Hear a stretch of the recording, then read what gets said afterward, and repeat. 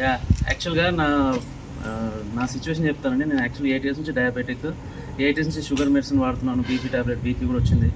And then నేను ఎప్పటి నుంచో నేను చూస్తున్నాను. నా రిపోర్ట్స్ బ్లడ్ టెస్ట్లో ఈజీఎఫ్ఆర్ అని ఒకటి ఉండేది. అదేంటో నాకు ఫస్ట్ తెలియదు. నేను దాని గురించి డయాగ్నోస్టిక్ అతను అడితే ఆయన చెప్పాడు, కిడ్నీ ఫిల్టరేషన్ గురించి చెప్తుంది, అది ఎంత తెలుసు, ఎంత పని చేస్తుంది అనేది. సో ఆ ఈజీఎఫ్ఆర్ వాల్యూ అనేది నేను లాస్ట్ ఇయర్ 2 ఇయర్స్ నుంచి చూస్తున్నాను, తగ్గుతూ వస్తుంది నాకు. అది 90 అబోవ్ ఉండాలంటే యాక్చువల్గా అది 86, 82, మెల్లిమెల్లిగా 72, 71.5కి వచ్చేసింది. నేను నాకు తెలిసిన ఫ్రెండ్ నా నెఫ్రాలజిస్ట్ అతను, ఆయన అడిగాను, నాది ఇట్లా ఈజీఎఫ్ఆర్ తగ్గుతుంది, పర్లేదా, ప్రాబ్లం లేదంటే ఆయన సింపుల్గా అదేం ప్రాబ్లం లేదు, క్రియాటిన్ చూసుకో, క్రియాటిన్ బాగుంటే పర్లేదు అన్నారు. నాకు అప్పటి డౌట్ వచ్చి రవి గారిని కలిసాను. నేను రవి గారిని కలిసి అడిగాను, ఇట్లా ఈజీఎఫ్ఆర్ మరి తగ్గుతుందండి, ఆయన ప్రాబ్లం వద్దా అని. ఆయన ఇమ్మీడియట్గా నన్ను అవేర్ చేశాడు. ఇమ్మీడియట్గా లేదండి, మీరు ఖచ్చితంగా కిడ్నీని పట్టించుకోవాలి, కిడ్నీ చాలా ఇంపార్టెంట్, ఆ డైట్ ఫస్ట్ స్టార్ట్ చేయండి, దాని తర్వాత డయాబెటిక్ డైట్ స్టార్ట్ చేయండి అని చెప్పేసి చెప్తే, అది తగ్గితే 70 కిందకి వెళ్తే ప్రాబ్లం అని చెప్పేశారు ఖచ్చితంగా. నాకు కూడా భయం పట్టేసింది. ఇమ్మీడియట్గా స్ట్రిక్ట్ డైట్ చేశాను, 1 మంత్ స్ట్రిక్ట్ డైట్. 71.5 ఉన్న ఈజీఎఫ్ఆర్ వితిన్ 1 మంత్లో 103కి వచ్చిందండి. దట్స్ మిరాకిల్ అండి. నాకైతే లిటరల్లీ ఎమోషన్ అయిపోయి నాకు చూసి ఆ వాల్యూ చూసి. థ్యాంక్ యూ రవి గారు, థ్యాంక్ యూ సో మచ్. నాకు తెలిసి ఇట్లా ఈజీఎఫ్ఆర్ పెరగడం అనేది నాకు తెలిసి ఇంగ్లీష్ మెడిసిన్ అయితే అవ్వదు అనుకుంటున్నాను నేను. మేబీ డైట్తోనే అయి ఉంటుంది. సో ఒక్కసారి మా ఆడియన్స్, అంటే మా ఫ్రెండ్స్ కోసం, ఆడియన్స్ కోసం అడిగి, నేను ఇది ప్రమోషన్ వీడియో కాదు, నా పర్సనల్ వీడియో ఇది. నాకు చాలామంది కిడ్నీ ప్రాబ్లం ఉన్నారు, డయాబెటిక్ ఉన్న కోసం ఒక్కసారి అది ఎట్లా పనిచేస్తుంది జస్ట్ మీ మాటలు, ఒక 2 మాటలు.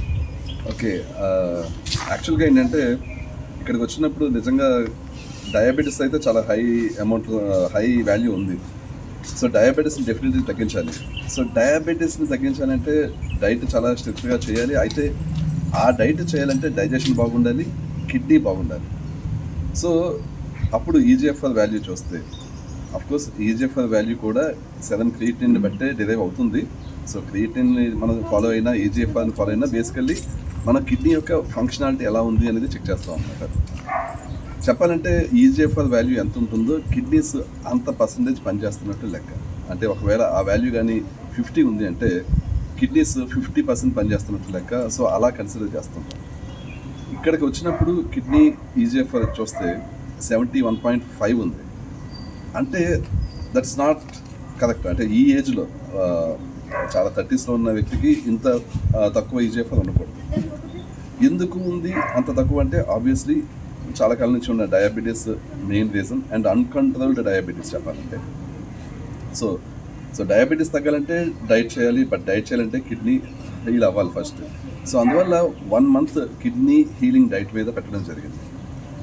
అయితే కిడ్నీ హీలింగ్ డైట్ మీద పెట్టాక కిడ్నీ హీలింగ్ డైట్ కూడా డయాబెటీస్ని కొంత కంట్రోల్లో పెడుతుంది, అండ్ కొలెస్ట్రాల్ని కూడా కొంత తగ్గిస్తుంది, కొంత కరెక్ట్గా చేస్తుంది. సో ఫస్ట్ 15 days అయిపోయాక మళ్ళీ ఒకసారి మొత్తం టెస్ట్ చేసాం.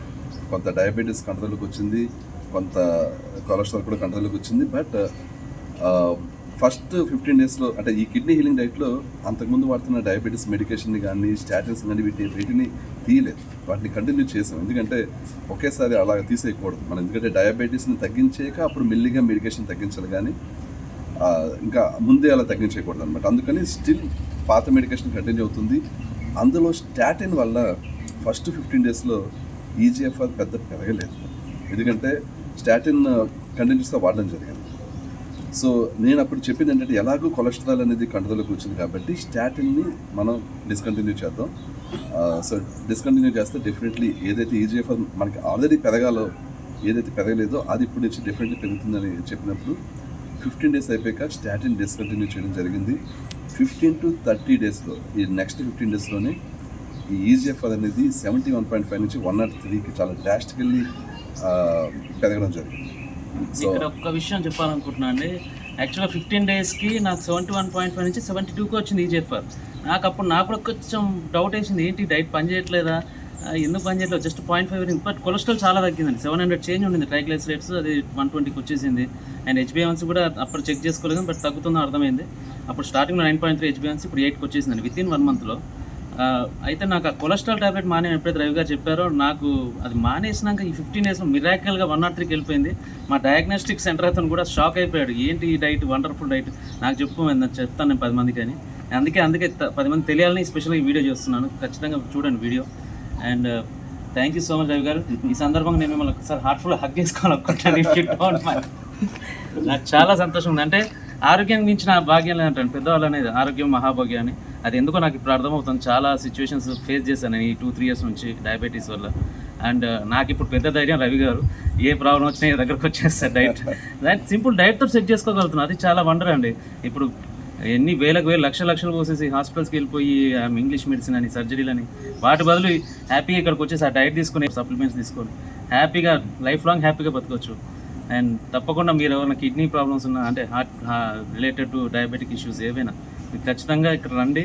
నేను ప్రత్యక్ష సాక్ష్యం, నేనే నాకు జరిగిన రిపోర్ట్స్ని కింద చూపిస్తున్నాను. రిపోర్ట్స్లో మీరు చూడండి. అవి ఇప్పుడు మనకి బేసికల్గా ఏంటంటే కిడ్నీస్ కానీ, హార్ట్ రిలేటెడ్ ఇష్యూస్ కానీ, థైరాయిడ్ ఇష్యూస్ కానీ, ఇంకా anything, fatty liver, prostate enlargement, nervous system, brain related issues చాలా అండి. అనేక ఇష్యూస్ గట్ నుంచి స్టార్ట్ అవుతాయి. మనకి ఏంటంటే డైజెషన్ బాగుండాలి.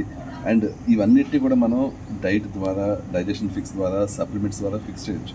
జస్ట్ ఏంటంటే చాలామందికి తెలియదు, అంటే ప్రతిదానికి ఇంగ్లీష్ మెడిసిన్ అనుకుంటుంటారు. మేము కూడా అలోపతిక్ మెడిసిన్ వాడతాం, అది కానీ కరెక్ట్ వేలో వాడతాం యాక్చువల్లీ.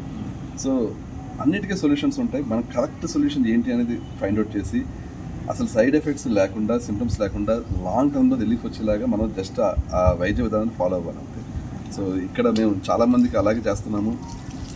ఇక్కడ మీరు కిడ్నీ హీలింగ్ చూసారు, అలాగే లివర్ హీలింగ్, ఆర్టరీస్లో ప్లేక్ రివర్స్ అవడాలు, ఆటిజం లాంటి ఎవరు అసలు సొల్యూషన్ లేవు అనుకున్న జబ్బులు ఇంకా చాలా వరకు క్యూర్ అవుతుంటాయండి. సో ఈ వీడియోలో కేవలం కిడ్నీ గురించి చెప్తాను సార్. ఇంకా చెప్పాలి సబ్జెక్ట్ కనీసం మినిమం ఒక 24 hours వీడియో అవుతుంది. నేను నెక్స్ట్ వీడియోలో మీకు ఇంకా నా డయాబెటిక్ ఇప్పుడు స్టార్ట్ చేస్తున్నాను. Diabetic diet no doubt undoubtedly నా డయాబెటిక్ తగ్గించుకొని వెయిట్ లాస్ అయిపోయి ఇక మళ్ళీ అప్పుడు వీడియో మళ్ళీ పెడతాం 3 months తర్వాత. Thank you so much. Thank you so much. Thanks for the testimonial. Thank you so much.